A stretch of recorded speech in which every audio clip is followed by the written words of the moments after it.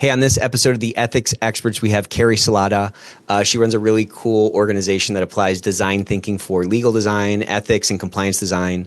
We dive into everything design thinking methodology, and talk about how you can start applying that to your program today. So I hope you enjoy it. Welcome to the Ethics Experts, where we're elevating ethics and compliance and HR to the strategic level it's supposed to be.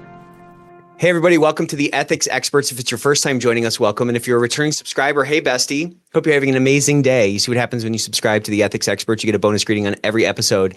I got a real treat for you today. I have on with me the one and only Kerri Salata. She has a background in ethics and compliance. She has her own law firm, and she also runs Comply With Me, which does some really cool employee training. So we're going to talk about a lot of fun stuff today. How's it going, Kerri? It's going great. Happy holidays. How are you? Happy holiday. Very good. This is our last episode before Christmas. So amazing. Appropriate. You're appropriately dressed. I love it. Thank you. What's your favorite holiday movie? Do you have one? Ooh, I gotta say, you were thinking I was gonna say Die Hard, weren't you? I gotta go did. with the old school. I gotta go with the old school Home Alone. Old school Home Alone. Oh, I love Home that Alone 2 might be my actual favorite, though. Is that the one in New York? It is. Yeah. It is the one in New York, yes. And why does that sing to you? Why is that your favorite holiday movie? Well, just when I was little, we just would watch it all the time, and it was so funny. And I love Tim Curry in it. Tim Curry is he's like the concierge. Yeah. And I don't know. I just thought he was so funny, and they really upped the traps. You know, the booby traps in Home Alone 2. They stepped their game up for sure. They stepped their game up. No, was it like in the first one, Michael Jordan was kind of... Yeah, Michael Jordan was the stand-in for the big party. Yeah, exactly. What's yours? What's your favorite?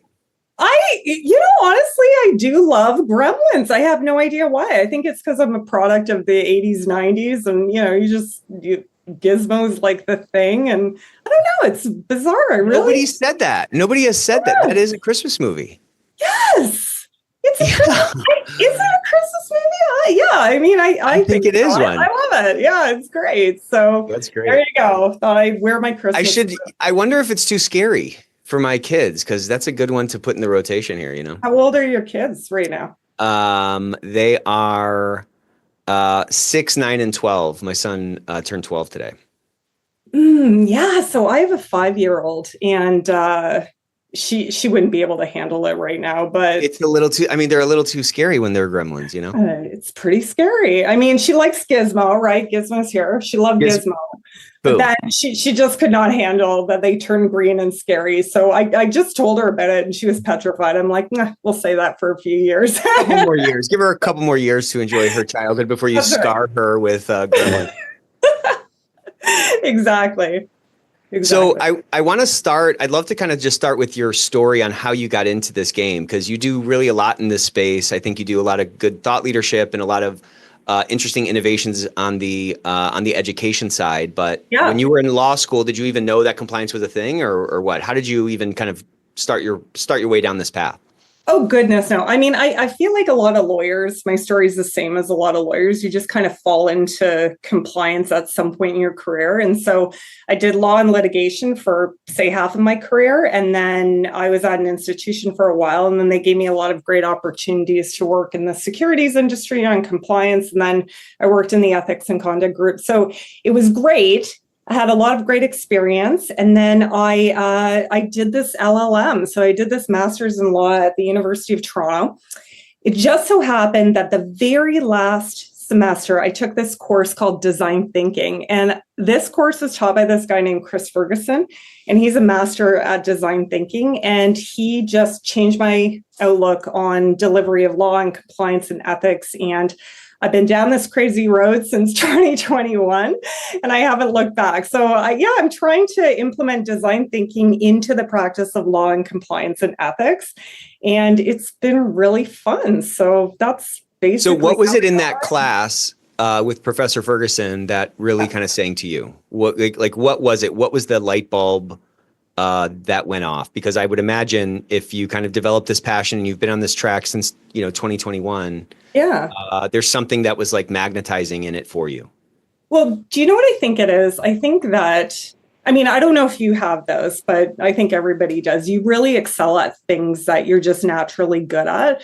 And the inverse is true, right? You don't do well at things that you're not interested in. And so I just really took to design thinking. I like the methodology. I like the concepts. I think that it has a lot of practical application and compliance in the law. And that just sung to me. The fact that you can take this methodology and that you can apply it to the law to produce better access to justice so that the average person can understand what they're complying with and they get it. I think that light bulb moment, just design thinking does provide a light bulb moment for the end user. And that really appealed to me. And I think it appeals to the things that I'm good at. And I just grabbed hold of it. And So where did you feel like this design thinking would like bridge some kind of a gap in your previous experience? Like you mentioned about, democratizing justice or letting people better understand what regulation or law or whatever that they are meant to comply with. Yeah. What was the kind of essence of that gap that you seem to, I would kind of assume, saw over and over again, that you're like, wow, this design thinking or this approach or this methodology really is an antidote to this problem? Yeah, so I kept seeing the same things over and over and over again. And I think I've been at this for a while. And so when you see the same mistakes, you wonder why that pattern exists. So for example, I think a lot of people and a lot of times organizations, they get in trouble, right? So regulatory trouble, or they get sued, or, there's class actions or rep risk or whatever. And a lot of times those issues are triggered, not because employees don't want to comply, but because they don't know how, or they just didn't read the policy, or they didn't review the education because it's boring, and they skip to the end, to the exam part, just to get the certificate and move on with their lives. And so there's a lot of practical application in design thinking. And when you see organizations fumble and fail and end up in the news for all sorts of things, those things could be avoided if there was better clarity for the employee, if the employee actually understood how to comply. So it's not that employees don't want to comply. I think that inherently people are good and they try to do the right thing, but there is a disconnect between people trying to do the right thing and then understanding what they're supposed to do, and then the end result, the bad thing that happens. So yeah, the like most non-compliance is not like malignant non-compliance. Yeah, it's I would agree. Ignorant non-compliance, let's say.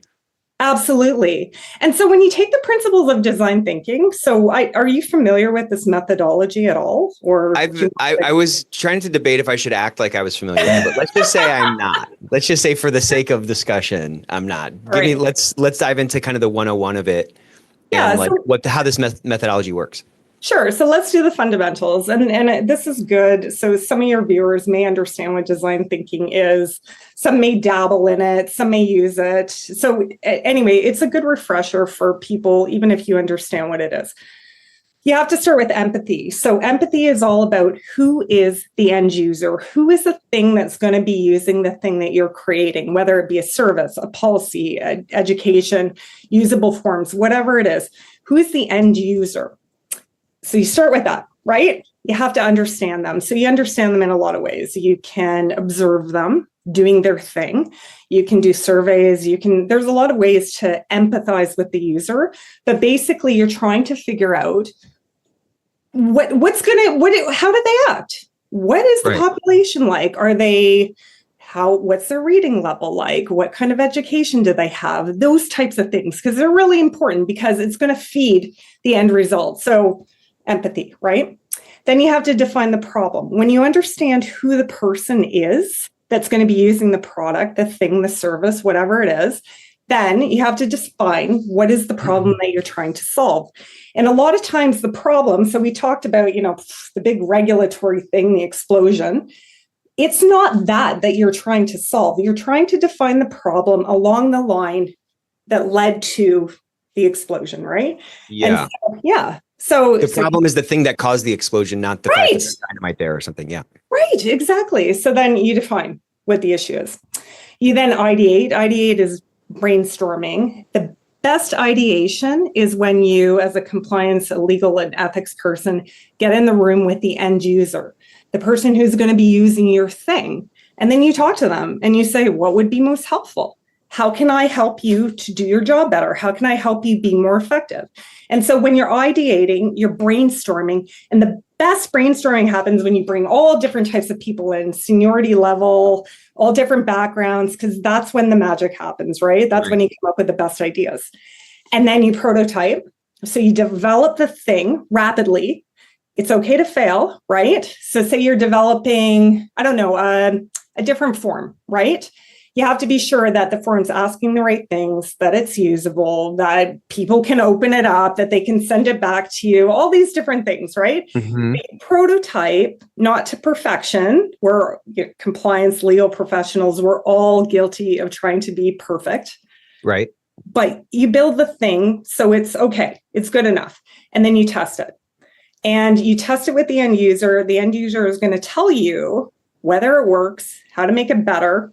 And then you iterate. So you make that thing better, you improve upon it, and then that's it. That's the design thinking methodology. That's how you get. All right. So it's empathy, then Yes. it's problem identification, Yes. then it's ideation, Yes. then it's prototype, then it's iterate. Testing and iterating. Testing. Yeah. Okay. Yeah. And so then from a compliance and legal perspective, there are so many ways that we can use this to improve our processes, right? If we're talking about a policy, you have to be sure that your employees are actually reading that policy. So you would ask them, how would the policy be better? Should I create more white space? Is plain language better, right? Would it be better if I put things in boxes? Do you need it shorter? Do you need it longer? Do you need an FAQ that goes with it? Do you need education that goes with it? What do you need? And then the user will ultimately tell you what they need. And then you draft the thing based on what the user tells you. So do you think like the most okay, so this design thinking methodology is like a salve for this wound that kind of perpetuates legal compliance. I mean, it kind of perpetuates everything that's like poorly designed or is not sort of preventing the problem. Do you feel like the biggest, most critical step is like truly kind of like ring fencing the problem and identifying the problem? Or do you understand what I'm at? Like empathy seems like it's kind of critical, like as just like a general foundation or an umbrella, just kind of regardless of problem, like that sort of end user focus. Yeah. So what do you think about it? So maybe I'll pose my question as a statement. It seems to me that identifying that problem is really the most important thing, because I'm just thinking through like, oh, we don't have a policy. Okay, the problem we need to solve is that we need a policy. That's a very different maybe path through the sort of design thinking than to say like, we need to prevent X, Y, and Z from happening. What's the best way to do that? Like you're just going to go down a different path on either one of those questions or either one of those quote unquote problems.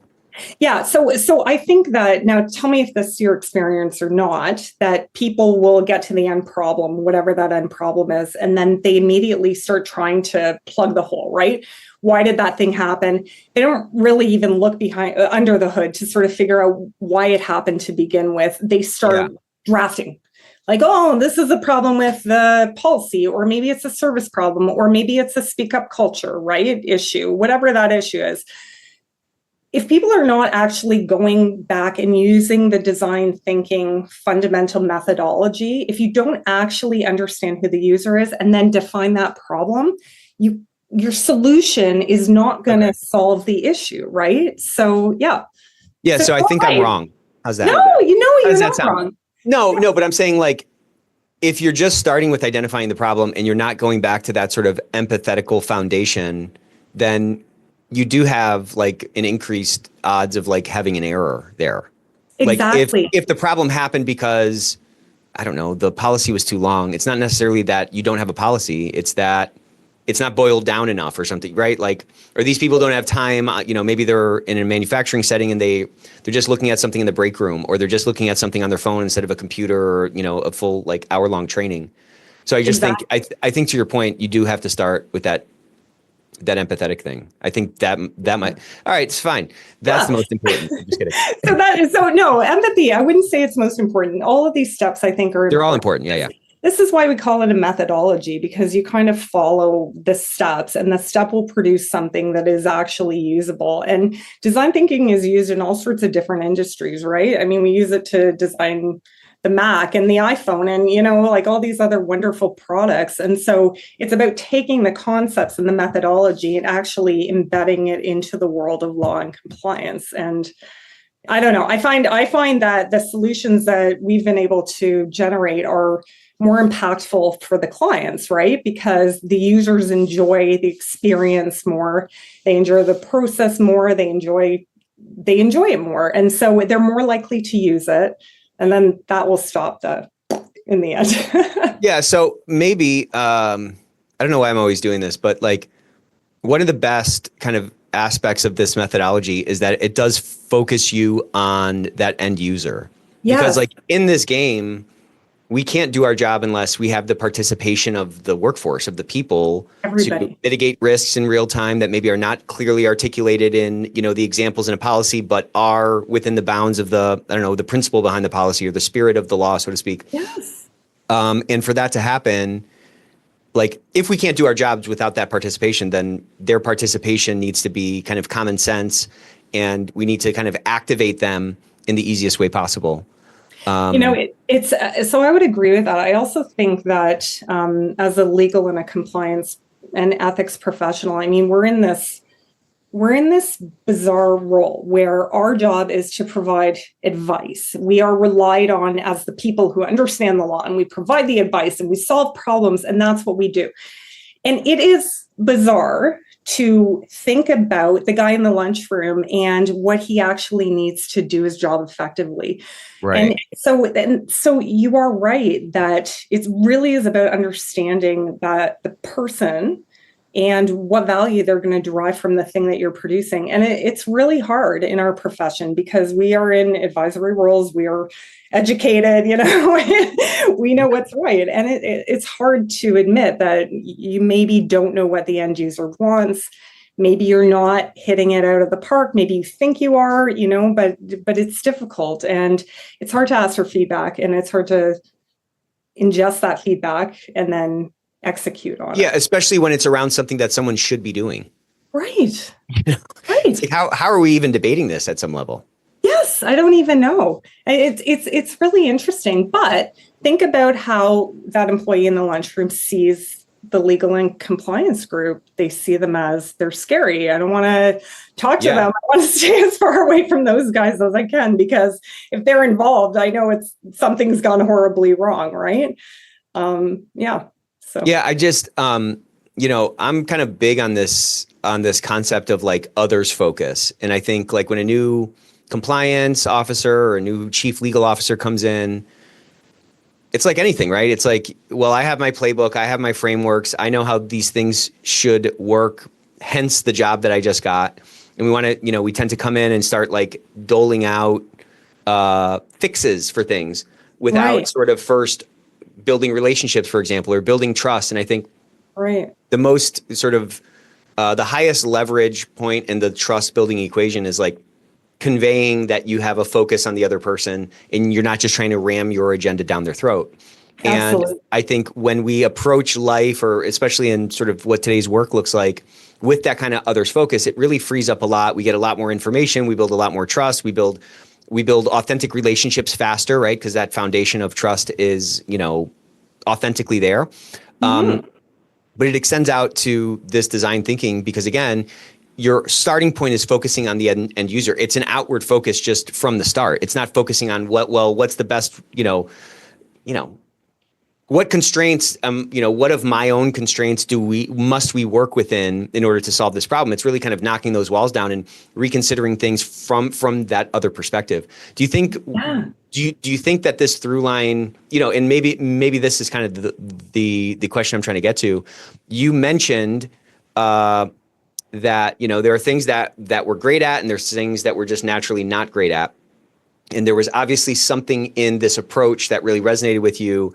And you said that it like overlapped with what you're great at. So maybe talk to me a little bit about, on your sort of like on your personality type or your own preferences. What are those things that you're great at or that you tend to kind of like lean into caused this kind of synergy between this sort of approach to solving problems and just the way that you tend to move through the world? Well, so I love what you said when you said that a lot of times we go into an organization because you've been hired and then you jam your agenda down the throats of the entire organization. And I would agree with you that I think that happens more often than it should in a lot of organizations. Absolutely. So, I mean, when we're talking about my personality, I mean, I've played sports, group sports. So I play hockey, right? I play a lot of hockey, and I've played with teams my entire life. And I've always found, and I'm sure you will find this too, that the most effective hockey team that I've ever played on is the one where we all get along, where we can openly discuss, oh, that was a bad play, or, you probably should have passed in front of the net, or why'd you tip that off, or, you weren't where you should have been. And so you have that dialogue, but then also we work together as a team. So you're playmaking together, you are shooting the puck together, you are doing things together. And when I discovered design thinking, I thought, well, this is a fantastic way to kind of marry the way that I already am. I love teams. I like building. I find teamwork is much more effective if you're bringing diverse people in. You need a goalie, you need defense, you need people who understand the game and know how to play it. And it's the same in corporate culture. It's exactly the same. You cannot create a great corporate culture. You can't create a compliance culture if people are not working together, if they're working in silos. And for me, I think that the methodology and the way that I use the methodology and the way now that I approach compliance and ethics and the law has changed fundamentally. So I'm taking the things I'm good at, which is teamwork, and I'm building that in. So how has it changed fundamentally? Like, we're all on these journeys, and, it sounds like your approach to driving change has changed significantly versus how maybe you used to do it. Talk to me a little bit about kind of the true application of this, call it teamwork compliance, or don't steal that, or this application of this design thinking methodology. Like, how do you actually go about applying that in like a real world situation, and maybe try to work in, you mentioned before that you've had some really phenomenal outcomes by like applying this in real time. I'd love to just kind of, bring this concept kind of down to earth a little bit. Okay. All right. So let's talk about, I have two really great examples. So first one is that I worked with a securities firm, and what they had is they had a series of policies that were kind of all over the organization, and they were difficult to find. They were really complicated because we're talking about securities laws and regs, really difficult, right? And they were dense and they were boring. And so when you look at all of that, you say, okay, well, now what can we do, right? If you talk to the end user, which was the portfolio manager, and so that's like a registered term in Canada, but these people, they basically sell securities and stocks and stuff like that. And you have to be registered to do that. So a lot of these people were already experts in their area, which meant that they really didn't need the policy to understand how to do their jobs. But the regulators require that we have the policy, right? Right. And there's specific elements of that policy that are more important for them to do their job. So, for example, they have to be focused on customer service. They're not supposed to be recommending an unsuitable trade, right? They're supposed to work in an ethical manner. And so when you take the most important elements, so all these, 30 policies, boil them down together, the document did end up being like pretty long, about 250 pages long. But what we did is we focused on what are the most important things that these guys actually need to know to do their job. And we focused on that. We use plain language, document hierarchy. So I have an informational designer on my team, and we redesign the document so it's readable and understandable. We put boxes around the most important legislation. We highlight the legislation. And then we used a lot of infographics, right? So you do this, and then you do this, and then you do this. Things that the portfolio manager who's selling the securities is not going to take their time to read a 10-page policy, but they will take the time to look at an infographic. So we use design thinking to talk to the user and say, like, what do you want? We were told these are the 3 things that I need from the policy. We redrafted the policy. We made it very plain, easy to understand, and all the links are searchable. So you go to the table of contents and boom, you can get to where you need to go really quickly. And so that's one example. Second example. That's a great example. Yeah, right. And so here's another example. How do you feel when you do compliance education training? Like, how did you feel? Is that a real question? Yeah. Just kidding. Real question. It seems like redundant, too long, boring. I feel like I already know it. You wish you were doing anything else? Do you ever, anything else? Do you ever have the TV on in the background, or you skip to the very end? I mean, I don't tell our compliance team. I pay my kids to take it sometimes. Oh my gosh! Well, if they're mature enough to take a test, they can watch. That might be scary though. If they're passing the test, it might not be a hard enough test. You know what I mean? Yeah, I know. I mean, that's a good point, but really, it's your experience is so common, and I've heard from many users. We reached out to these users and we said, okay, what do you want from education? All of them told me it's like death by PowerPoint, it's talking heads, all these things that I hate, right? I want to be doing anything else. I want to make money for my clients. I do not want to be doing compliance education, but we have to deliver it because it's an important part of compliance and ethics training, right? Right. So we used design thinking methodology. Again, what do the users want? They're like, please, I don't want to poke my eyeballs out with the spoon, right? Like I want to enjoy what I'm watching. Teach me something, make it interesting. Okay, so fine. We created micro learning. So 3 to 5 minute segments of a complicated topic with the exam interdispersed, right? So you watch the segment, take the exam, watch the segment, take the exam. You can stop, you can start, you can go do your client thing, whatever. You're not locked into your computer for the next 3 hours, right? Okay. We cut it down really short to the most important points. And we tried not to regurgitate the law because that's what compliance education always fails to do. It's like, blah, blah, right? This is what the section says. Nobody cares. And to be honest, it doesn't matter to their day-to-day job. So you take out the most important points.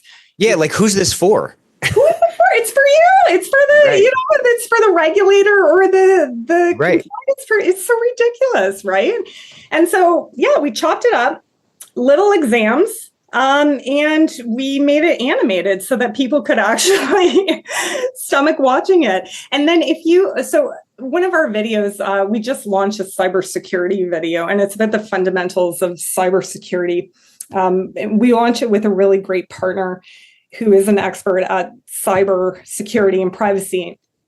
We took the fundamentals of the things that are important in the cybersecurity world and we animated it. So you're a captain, you're driving around in a spaceship and you're shooting aliens, right? And so the point of the education is to be a little bit wild, because if you remember the aliens, if you remember being the captain, if you remember just the animation, the trigger, the memory trigger will allow you to look at the policy. And that's what I think the ultimate goal of education is to get the person to go, oh yeah, I remember that alien. I'm going to go and look at the There's policy. Something there. Yeah, right. Right. So those are my 2 examples about how you take design thinking, you take the methodology, you produce something, you iterate it, you make it better, you get feedback, and then the end result is pretty good and interesting. So when you're working with a client and you're coming up with an idea that's really creative and you know in your heart it's going to be really impactful, it has the sort of end user in mind, do you find yourself ever meeting some resistance because they think, well, that's not what the regulators want. The regulators say the policy must contain the law or whatever. Like, I find people like overstate or assume that there's more specificity with respect to like what regulators want than what they actually want. I think they actually want effectiveness. They just want it to work. But do you hear what I'm asking here? Kind of like, Absolutely. Yeah. So tell me about like that kind of resistance that you might hit, and what you might say to persuade them, or maybe you could talk about it from like what gives you the confidence to go a little bit off script or a little bit, off of the beaten path, so to speak, in pursuit of true effectiveness over what's been done or the status quo. So I have to say, it's really great. It's an amazing question, because it boils down to this. It's like risk, right? How much risk is a corporation willing to accept? And a lot of time it's like zero. I would rather have the boring, mundane policy that just regurgitates the law. And I'm worried, because I'm worried the regulator is going to come in and say, oh, you didn't have, section 4 point whatever in the policy. So I think there's a fear of risk, right? Yeah, I agree. It's a self-preservation thing for sure. Yeah, for sure. And I also think there's something a little deeper happening. I think that as lawyers and compliance and ethics professionals, maybe we can't get over ourselves, right? And that might be something like, what's my value if I can't regurgitate the law, right? If here's proof of my value. I can quote something no one else can. Yeah, exactly. Exactly. Look how great. You need to understand how this works. Well, guess what? I'm here. Well, right? I've read it. Yeah. Right. Yeah, exactly. Even though no one else has. But I think that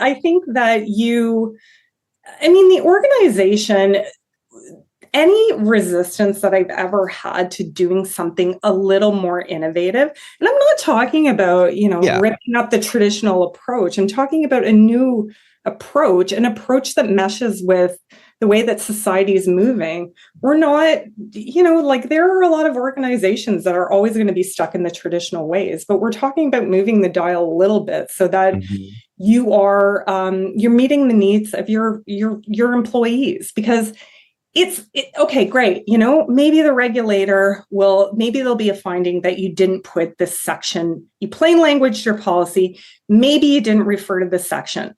That is going to be a minor. It's not going to be a big finding. But the worst thing that can happen is that nobody reads the policy, nobody complies with the policy, and you end up paying $2 billion to a regulator. That is the worst thing that can happen. Yeah, because what's your argument then? Yeah, but look, it's in here. Yeah. We have the policy. And right. I think too, like, I don't know if you're right. And I don't know if you're finding this, but regulators, government organizations, they're all demanding. They're saying, listen, man, you have to have these policies and procedures, but you have to find a way to make it sing to the employee base so that they're doing the things that they should be doing. So yeah, it's like they're more, it's like we're more concerned about, everybody wearing their helmet than making sure that like the parachute's packed right. You know what I'm saying? Yeah, good point. I love it. So what's the tactic when you're meeting that resistance? Because I'm sure you're way more confident in it. You're way more comfortable in moving that needle forward. You've had the experience of, having great outcomes and applying this sort of design thinking methodology. When you're met with that resistance from somebody who's likes the idea of it, but doesn't know how far they can push it, or they're maybe trapped a little bit more in those like old ways, as you said, what's the tactic to get that unstuck? Is it saying, hey, this is this is just a game of incrementalism, or hey, let's just experiment with it, or hey, trust me? Like, how do you actually like hit that impediment or move that impediment? You know what I mean? The beauty is that you never hit the impediment because it's the client that comes up with the idea, right? Ultimately, I'm here to execute on the idea. And so if you follow the methodology the way that you should, right? If you're doing the brainstorming as a collaborative process, if you're ideating, right, brainstorming, it's the company that comes up with the solution. So it's not me. I don't say this is the way to go. I say, this is what I have done. This is what I can help you execute on. And it's the company and their people that tell you what they want. And it's about executing on that. So yeah, so it's really, again, kind of getting back to that methodology and that flywheel that it turns into. Right. It really comes down to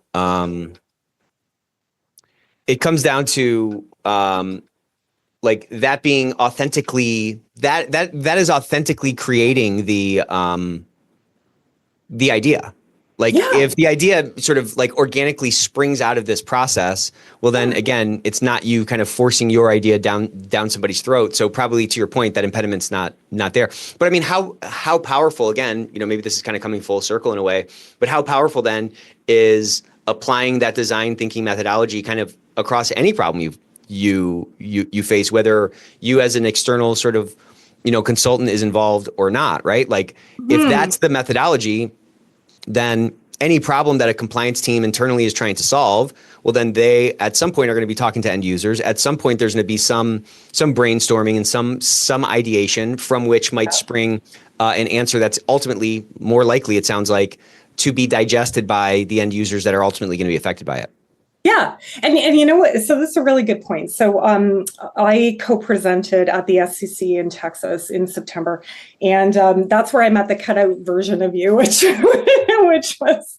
Yeah. The Michael Jordan version of me. Yeah, exactly. The Michael Jordan version of you. But yeah, so we spoke.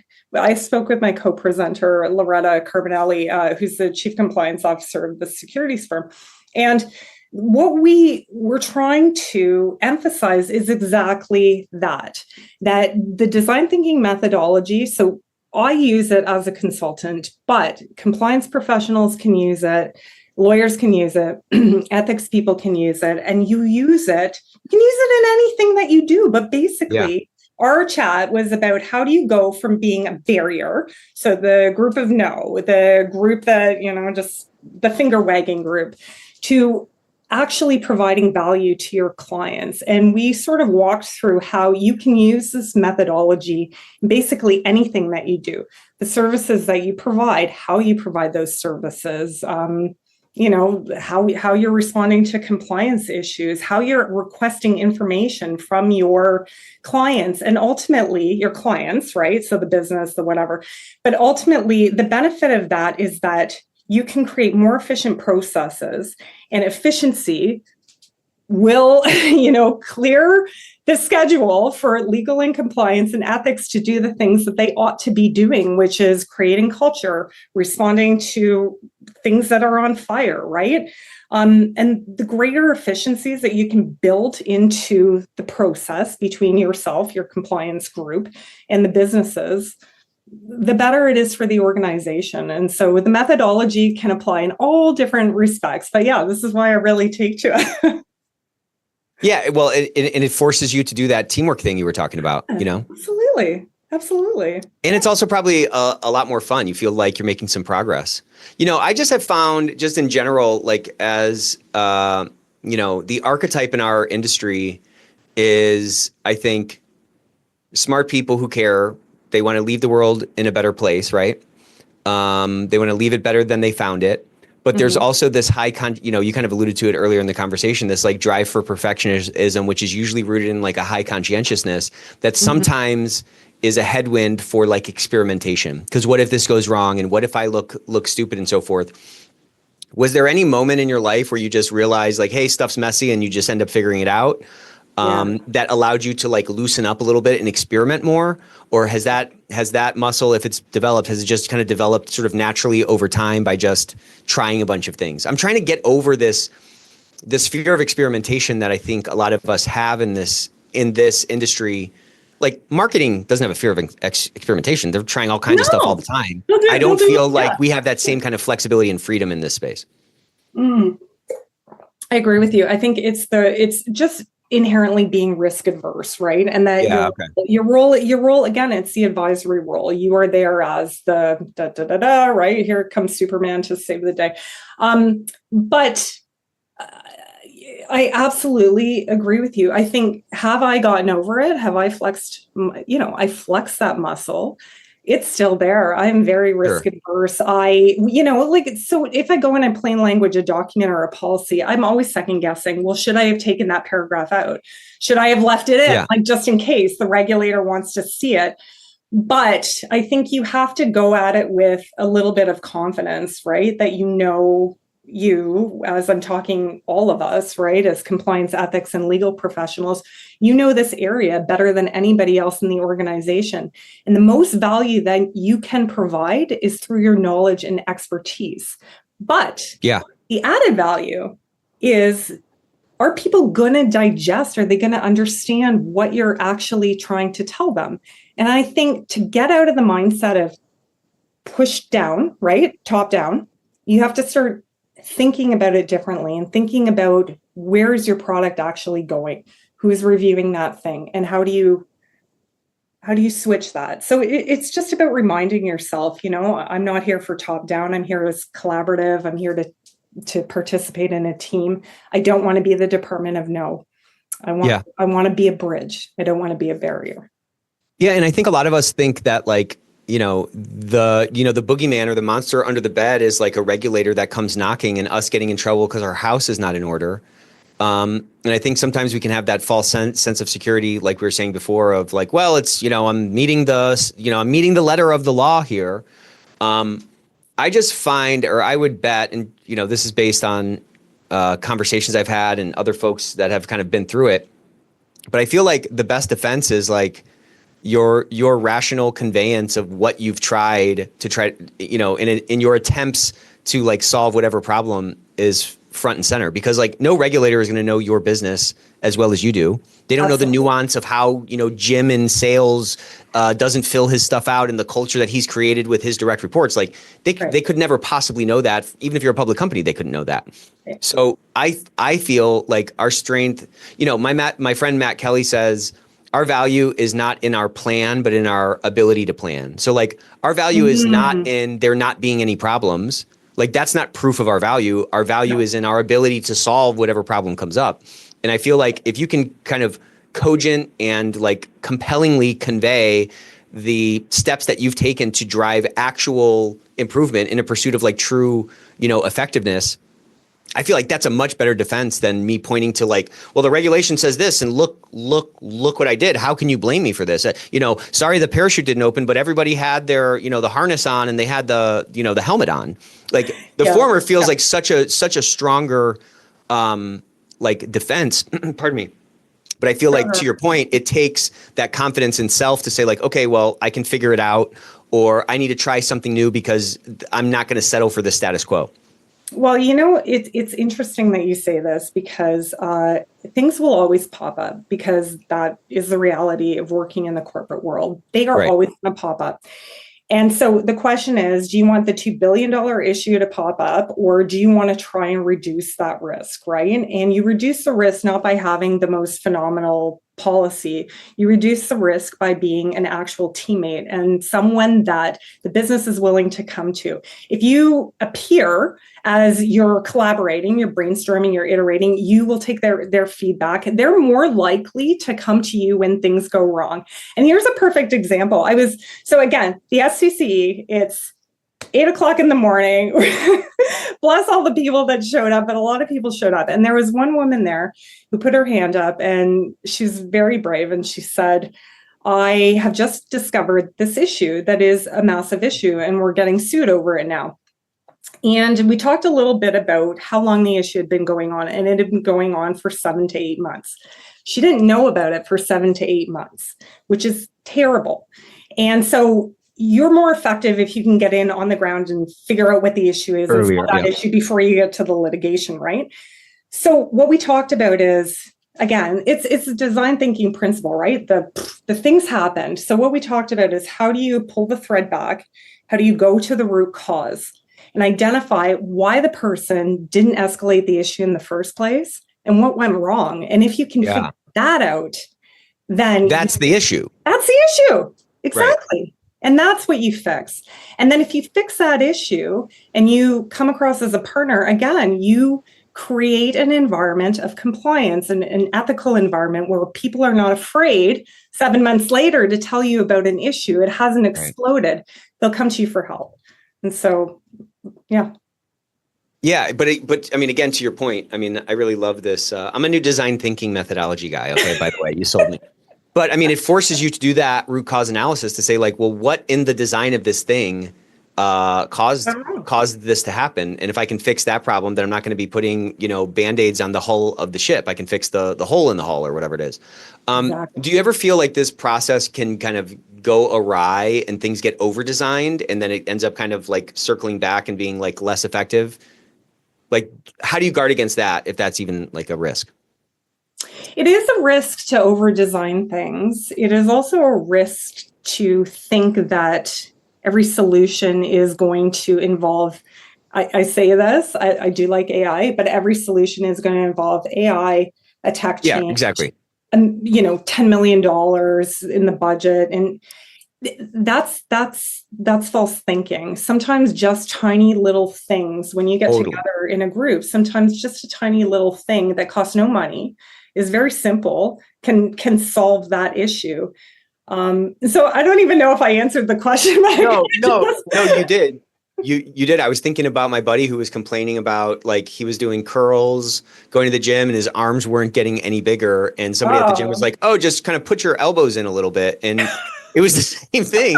And like, then he started to get those gains. And like, I think that's absolutely right. I think in a complex system, which any business is, or any department is, or any problem, especially in business, it's usually small. Some of those components, it's usually not wiping the entire multivariate equation that goes into whatever output you're talking about. It's usually a small tweak to one of those variables that can really have a disproportionate impact on that output. You know what I mean? I love that story. Just like boop in the arms. And you just kind of turn your grip a little bit. And he was like, this is crazy. I mean, it's just a small little thing. It wasn't even going to the gym more or changing his diet. It was just literally a slightly different angle, Just a way to just switch the way that you're lifting the weights. Phenomenal. That's a really good example, because that is it. That's it in a nutshell. Yeah. So I feel like we could keep talking for a whole hour. Yeah. Absolutely. What would you leave somebody with who's like vibing with this whole conversation and they're like, man, this is what I need. This is the silver bullet for me. This kind of framework or this kind of, approach to problem solving. Where would you tell them to get started?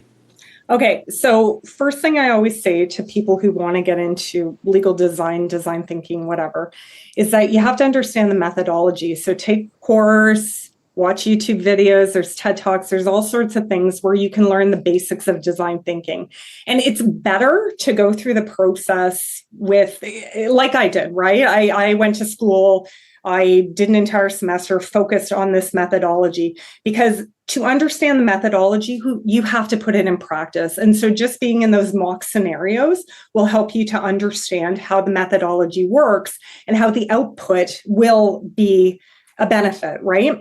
And so you can talk about design thinking, but it's best to do it. And you can do it in a mock setting by taking courses. And so I would recommend doing that. So once you understand the design thinking methodology, I will bet that any user who is interested in this, your brain will explode, because you will think about all the ways that you can use it in law, in compliance, in ethics, all the ways that you can improve the organization, the corporation. There are so many ways and ways to apply it, and the world is your oyster. So anyway, it's a great methodology. I love it. And just think differently. Stop, try to dig yourself out of the traditional hole and start thinking differently about your approach. Be a service provider, be someone who works collaboratively with a team. Yeah, I think what you said right at the end there is great. Like, even if you can't, take a course until next year, you can at least lean into the empathy that you probably have, and at least keep the end user in mind as a kind of a first step. And you can at least try to deconstruct and see, well, what's the true kind of problem that kind of caused this thing? I don't know. It's so cool. I gotta find a TED Talk. I might be rabbit holing on YouTube over the holidays here. Good. Yeah. Well, reach out if you have any questions. I might keep your phone. Absolutely. Keep your phone nearby. All right, Kerri, thank you so much. You guys got to follow Kerri on LinkedIn, and obviously look for her at conferences because her sessions are absolutely phenomenal. Kerri, thank you so much for joining us. Thank you, Nick. Thanks for having me.